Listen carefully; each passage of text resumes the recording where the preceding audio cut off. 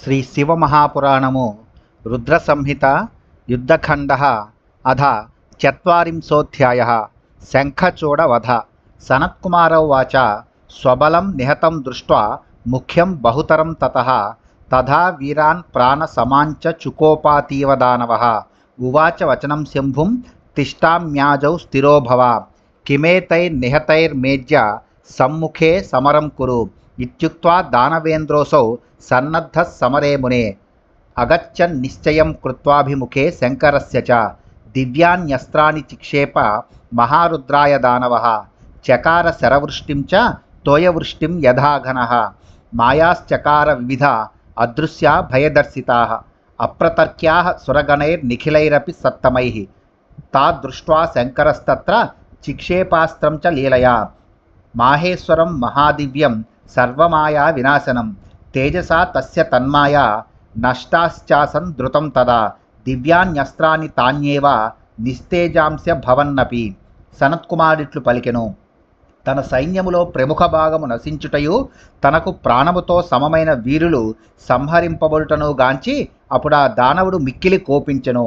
అతడు శంభునితో, నేను యుద్ధములో నిలబడి ఉన్నాను, నీవు కూడా నిలబడుము, వీరిని సంహరించుట వలన లాభమేమి గలదు, ఇప్పుడు నా ఎదుట నిలబడి యుద్ధము చేయుము అని పలికెను.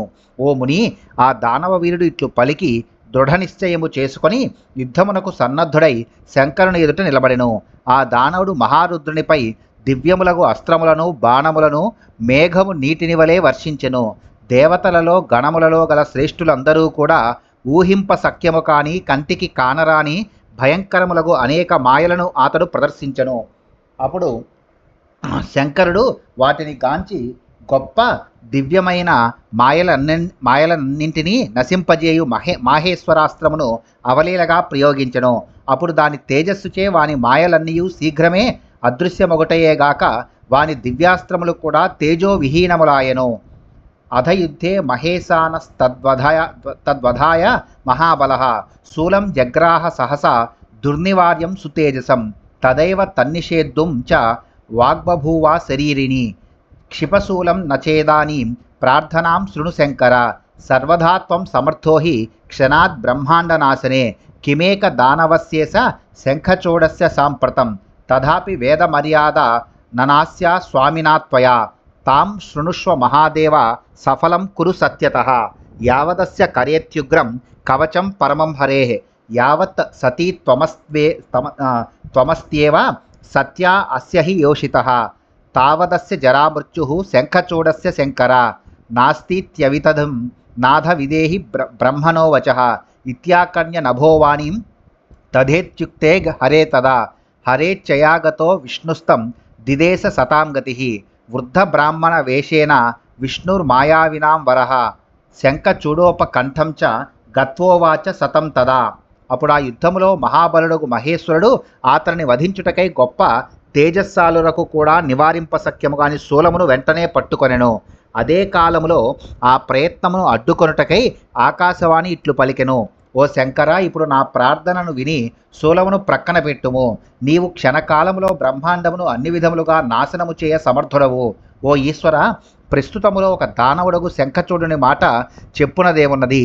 అయినను ప్రభువగు నీవు వేద మర్యాదను నశింపచేయరాదు. ఓ మహాదేవా, ఆ విషయమును విని దానిని సత్యముగను సఫలముగను చేయుము.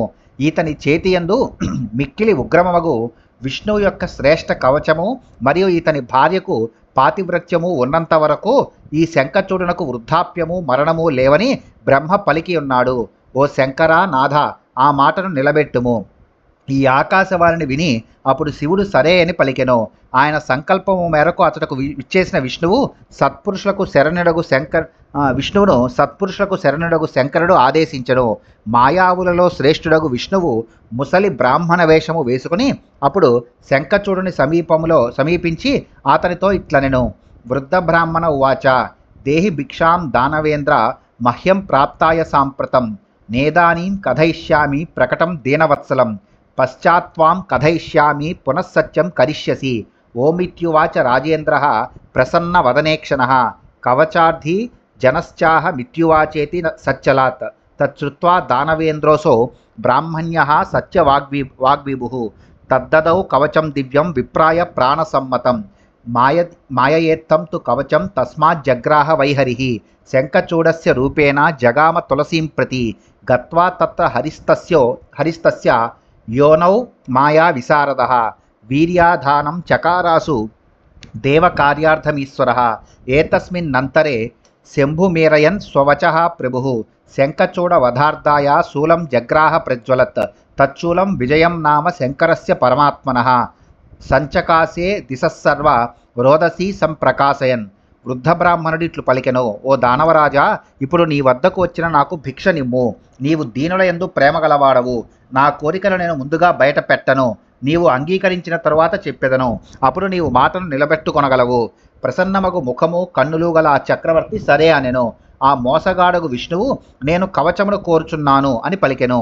బ్రాహ్మణ భక్తుడు సత్యవాక్ పరిపాలకుడు ఆ దానవ చక్రవర్తి దివ్యమైన ప్రాణముల వలె ప్రియమైన కవచమును ఆ బ్రాహ్మణునకు ఇచ్చివేసెను.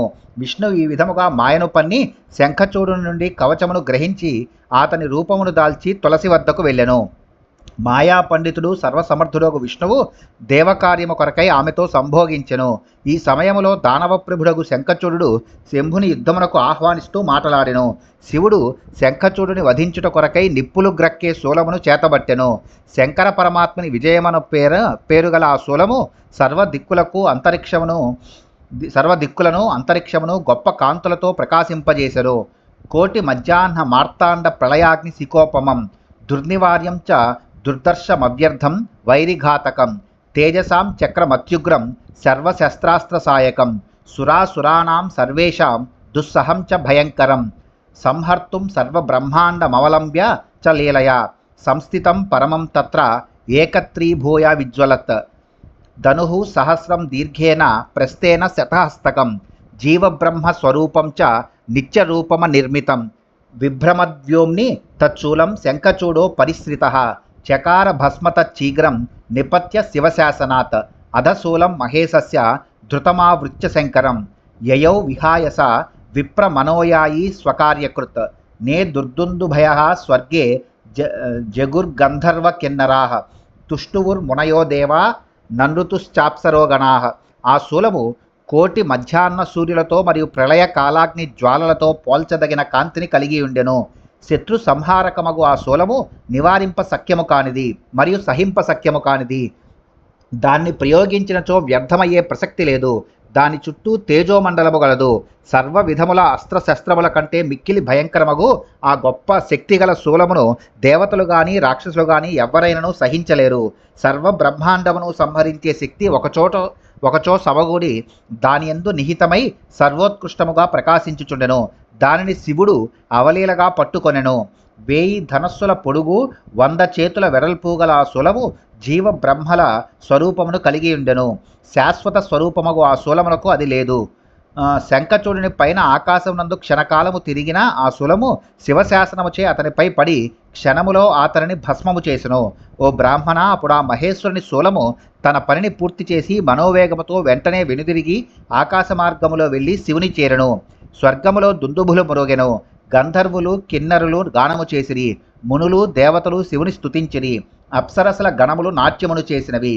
బభూవ పుష్పవృష్టిశ్చ శివస్యోపరి సంతతం ప్రశంస హరిబ్రహ్మ శక్రాద్యా మునయస్తథా శంఖచూడో దానవేంద్రః శివస్య కృపయా తదా శాపముక్తో బభూవాధ పూర్వరూపమవాపః అస్థిభిః శంఖచూడస్య శంఖజాతిర్బభూవః ప్రశస్తం శంఖతోయం చ సర్వేషాం శంకరం వినా విశేషేణ హరేర్లక్ష్మ్యా శంఖతోయం మహాప్రియం సంబంధినాం చ తస్యాపి న హరస్య మహామునే తమిత్తం శంకరో హత్వా శివలోకం జగామసః సుప్రహృష్టో వృషారూఢః సోమః స్కందగణైర్వృతః హరిర్జగామ వైకుంఠం కృష్ణః స్వస్థో బభూవః సురాః స్వవిషయం ప్రాపుః పరమానంద సంయుతాః జగత్ స్వాస్థ్యమతీవాప సర్వనిర్విఘ్నమాప్నుతం నిర్మలం చాభవద్వ్యోమ క్షితిః సర్వా సుమంగళ. శివునిపై ఎడతెరిపి లేని పూలవాన కురిసెను. విష్ణువు, బ్రహ్మ, ఇంద్రుడు మొదలగు వారు మరియు మునులు ఆయనను ప్రశంసించిరి. దానవ చక్రవర్తియగు శంఖచూడు అప్పుడు శివుని కృపచే శాపము నుండి విముక్తుడై పూర్వరూపమును పొందెను. శంఖచూడుని ఎముకల నుండి శంఖము పుట్టినది. శంకరుడు తక్క సర్వులకు శంఖమునందలి జలము ప్రశస్తమైనది. ఓ మహర్షి, విష్ణువునకు లక్ష్మికి మరియు వారి సహచరులకు శంఖజలము మిక్కిలి ప్రియమైనది, కానీ శంకరునకు కాదు. శంకరుడు ఈ తీరున వారిని సంహరించి వృషభము నధిష్ఠించి పార్వతి కుమారస్వామి గణములు వెంటరాగా మహానందముతో శివలోకమునకు వెళ్ళెను. విష్ణువు వైకుంఠమునకు వెళ్ళెను. శ్రీకృష్ణుడు స్వస్థుడాయను.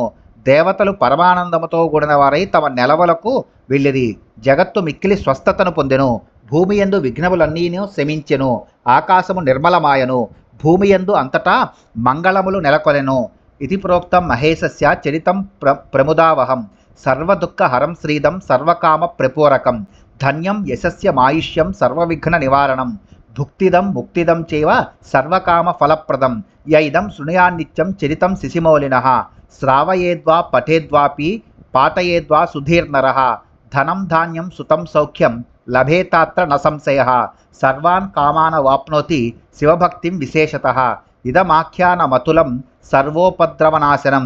పరమజ్ఞాన జననం శివభక్తి వివర్ధనం. బ్రాహ్మణో బ్రహ్మవర్చస్వి క్షత్రియో విజయీ భవేత్. ధనాఢ్యో వైశ్యజః శూద్రః శృణ్వన్ సత్తమతామియాత్.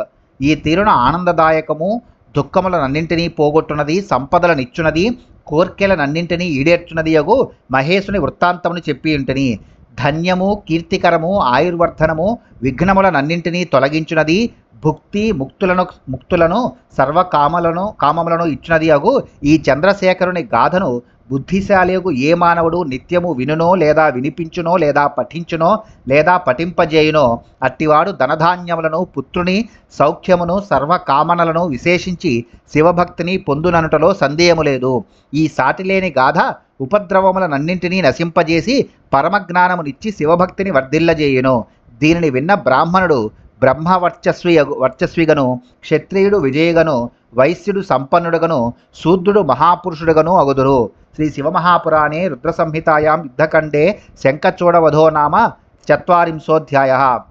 శ్రీ శివమహాపురాణంలోని రుద్రసంహిత యందు యుద్ధఖండలో శంఖచూడవధయను 40వ అధ్యాయము ముగిసినది.